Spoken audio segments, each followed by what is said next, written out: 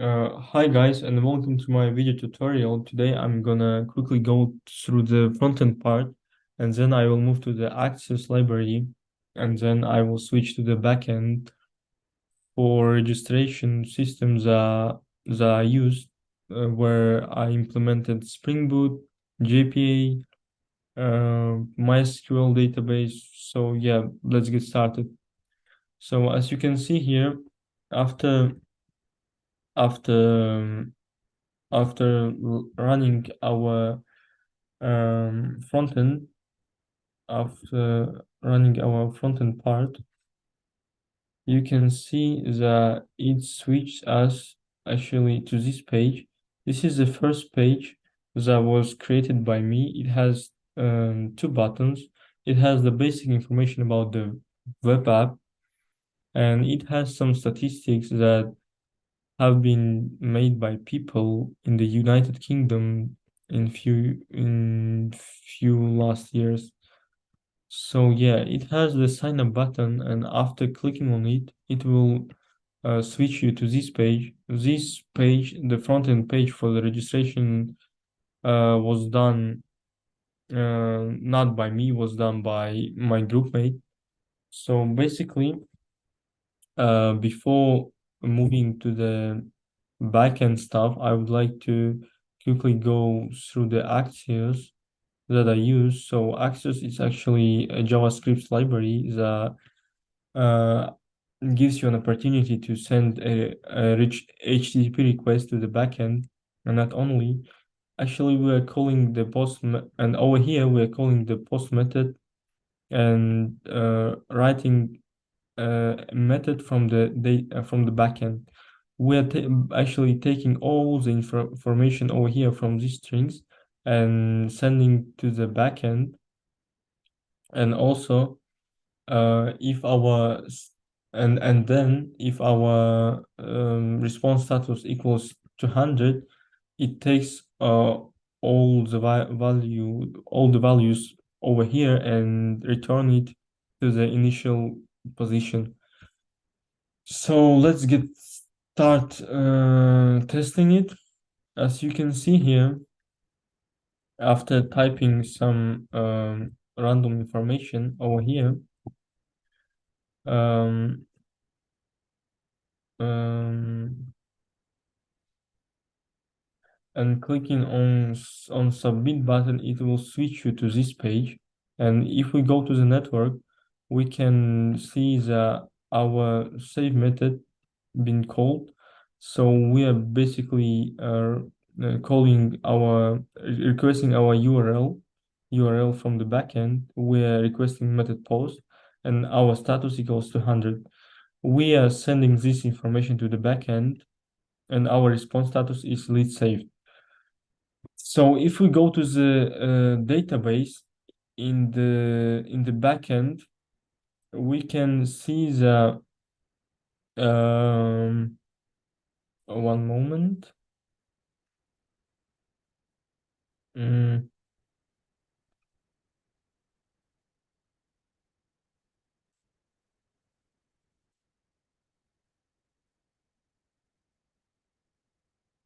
um,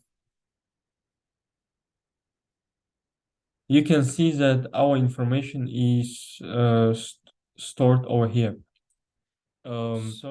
So right now we have viewed the front end part that is being viewed by the end user. And before moving to the backend code itself, I would like to share it with you with backend architecture.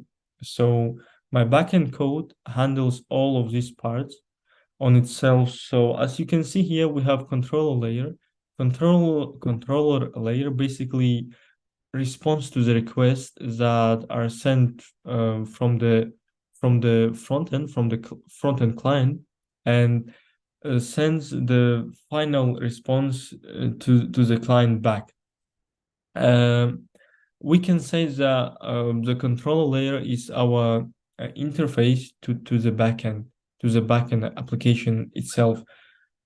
So here you can see we have a service. So the service layer interacts with the database through model interface, as you can see here, and interacts with querying with the database through repository layer, and the database i- and the database is running on our local host on itself. It's actually the separate service, and it could be any server. It could be MySQL server, or it could be any other server, but I used MySQL server.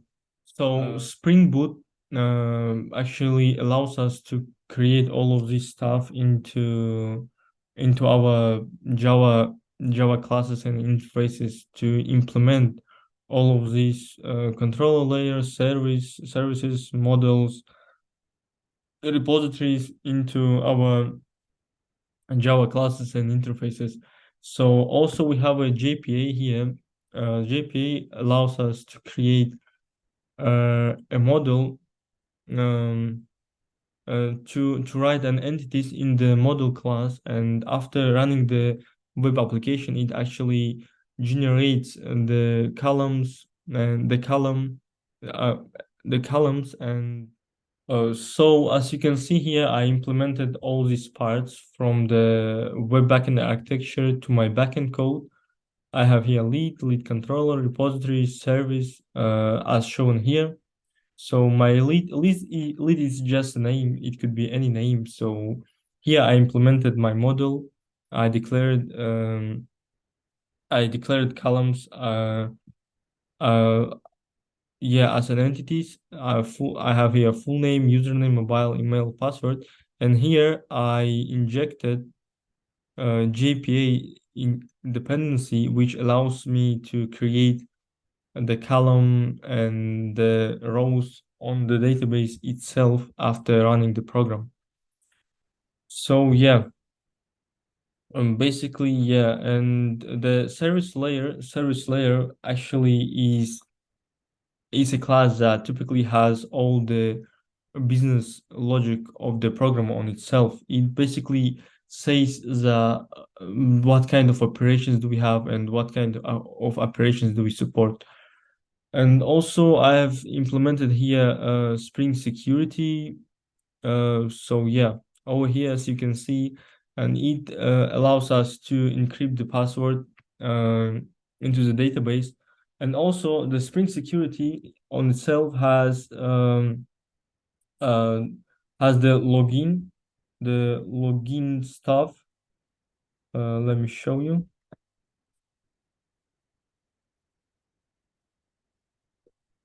Yeah, it has the login stuff on itself by default. So the login the login part for us was too easy to create because it has it on itself.